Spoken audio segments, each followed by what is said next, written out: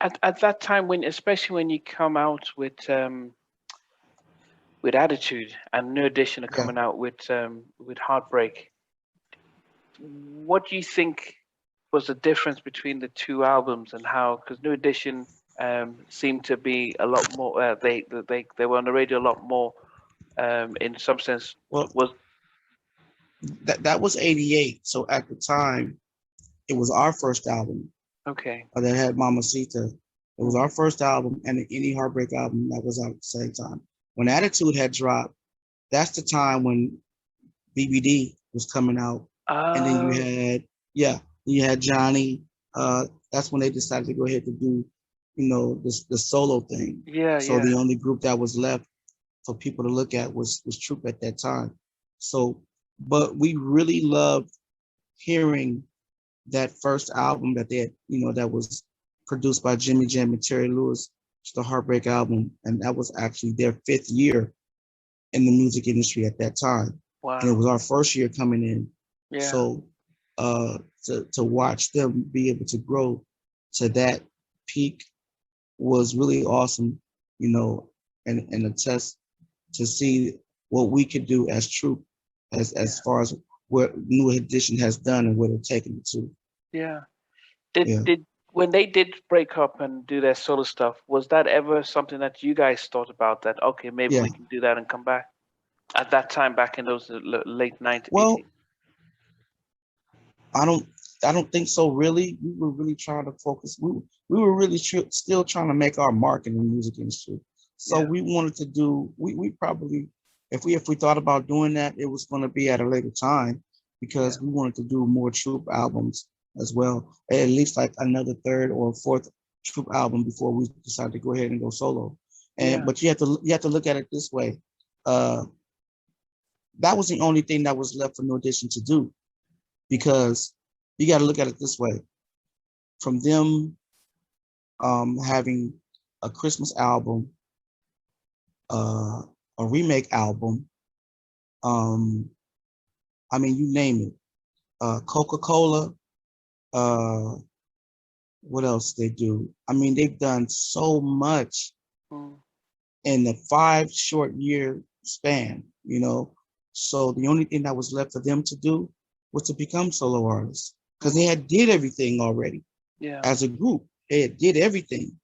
mm, When you look at it, how they performed on shows like, you know, uh, Solid Gold and all the Soul Train stuff. Uh, I mean, these guys, if you think about it, they did it. They did it. So that was the only thing that they could do at that time that they didn't do was to go mm. solo because they did it all already. So it was just, I think the timing was perfect because at the same time, entering in was our group.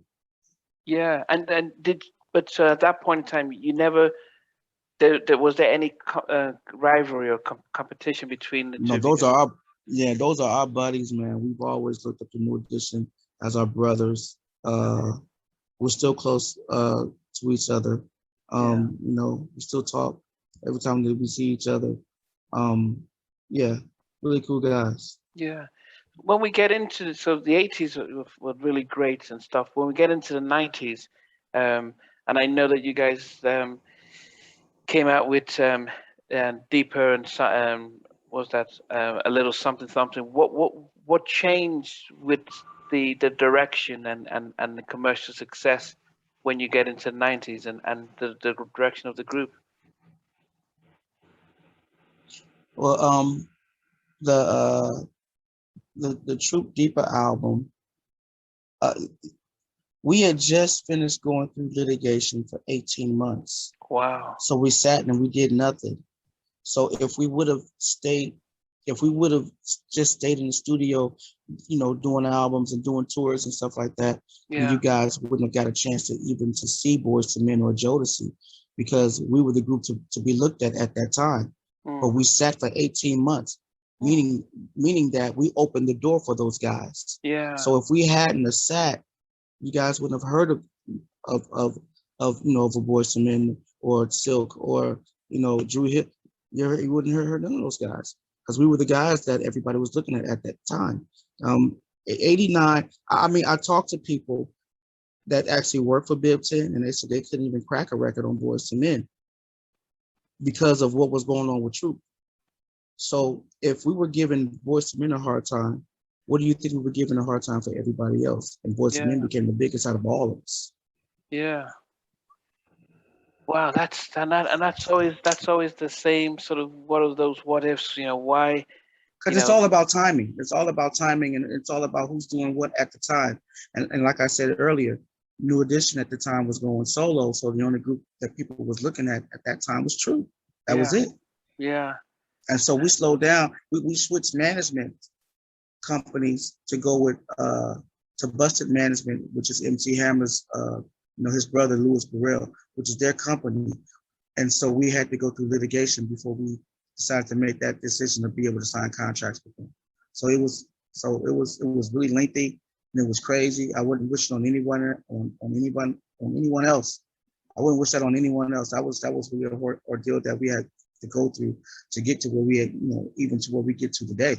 I mean, it was a really ordeal, and it kind of it sat us down, and it made the fans look at another artist, and that's just what happened. And one of the things that we've learned through these interviews is that the industry, these executives know each other, and yes, they do, and they can put a span in your works if they feel as if promotion, radio publicity, TV exposure, and especially if you're not going to one of their own. Did you think after moving to Hammer, because then you're moving within, you're almost, I don't know if and I'm not going to play the race card and stuff, but do you think that there was a concerted effort to stunt the progress of Troop after that? Yeah, absolutely. Yeah, absolutely.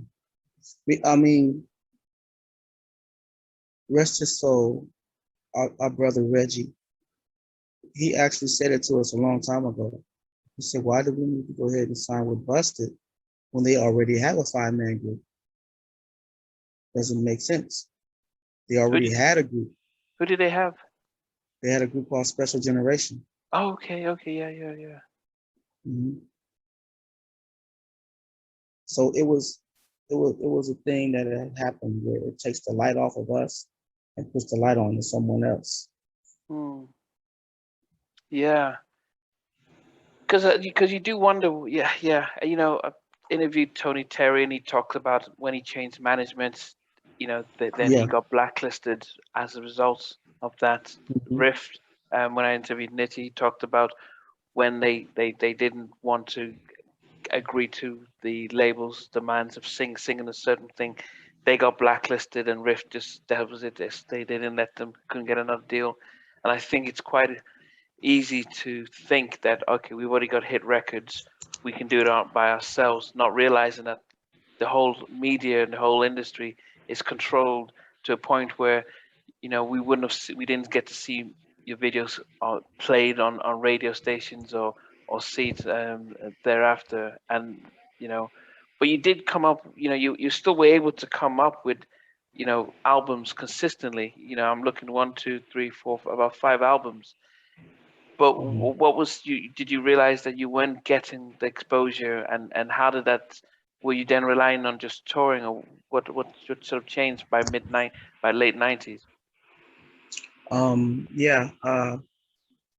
Like I said, we opened the door for Boyz II Men, so Jodeci, and it was like so much had expired during that 18-month of us not doing anything.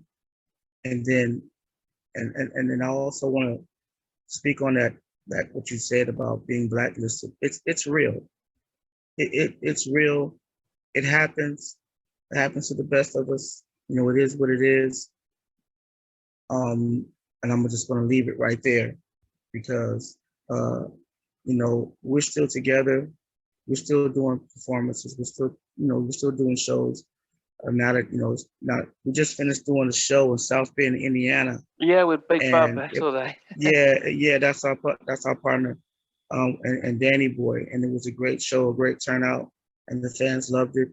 So, and our next show is August the 13th in Sacramento at the Guild Theater. In September 25th, Dayton, Ohio, with Carl Thomas and Dave Hollister. So it's like the work is still coming in, and pretty much that's all. That's all that really matters to us. We Yeah. want to work. We want to be in front of our fans and give them the memories that they used to have, Yeah. and just let them have a good time. At the end of the day, it's really not about us; it's about them. Yeah. And I think that's the one thing that we are seeing, that the fans are the ones who, if we put up a poll and says who, do you remember these songs from the 80s? Everyone starts remembering about where they were when they listened to the song, so you can see how these songs, it's always about them. I guess the question then becomes, when you guys, after your final album, do you guys disperse, because I know you're back, and it's very sad the passing of Reggie last year, but at least the four of you are back. But did you guys go your separate ways after the late 90s, and start to work on individual stuff, or were you always back as troupe touring, but we probably wouldn't have seen you on TV?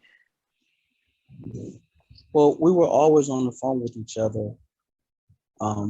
You know, Steve was writing and producing. He started writing and producing for a lot of people that we hear even today. Like the Omarions and Wow. B2Ks. You got Steve did Got to Be for B2K and Why I Love You, and Wow. he did Invincible for Fantasia. Wow. Can't Live Without You for Charlie Wilson. Homeless for Charlie Wilson. So he's been keeping that sound out there, letting people not even realizing that that's a true sound. So Yeah. it's pretty cool. So he was out there doing that a lot. Worked with a lot of people, a whole lot of people. I just named a couple of them, but he named them. But he worked with a lot of people, and so he kind of basically kept that sound out there for us. And but we always was on the phone with each other talking. We knew that at that time we couldn't do anything because we didn't have like people we didn't have management anymore, and we didn't have anyone in our ears to help us, to pull us back together to at least do concerts and stuff like we're doing now. We have that now, but we didn't have that like during say 95, 96. Like 95, 96, we didn't have any of that. So we basically regrouped for 97 to do the Mayday album in 98, because a friend of ours, Derek Traylor, he put us together and said, hey, I got a situation on the table for you guys. You guys should go ahead and think about this. And that's how Mayday was born. And so we put Mayday out up on the Action Entertainment / Koch International. And so we kind of slowed down again after that. And Steve got back into writing and producing and stuff like that for artists.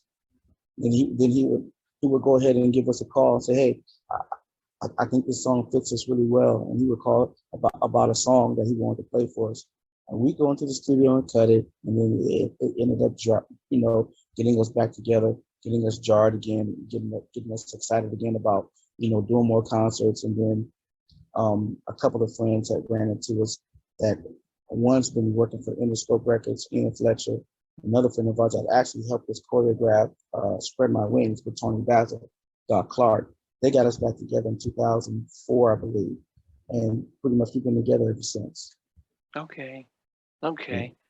And because I think generations pass, and in the 2000s there was a big 90s revival and stuff, but because you guys were big towards the late 90s and late 80s and early 90s, you were able to catch on to those tours, those 90s tours. Yeah. But then what about yourself when it came to going solo, and not well going solo, but because I know you started to release your own music. How did you? What was your thinking about what you wanted to do as a yes, independently? One of the guys, Alan, he spoke to me about it.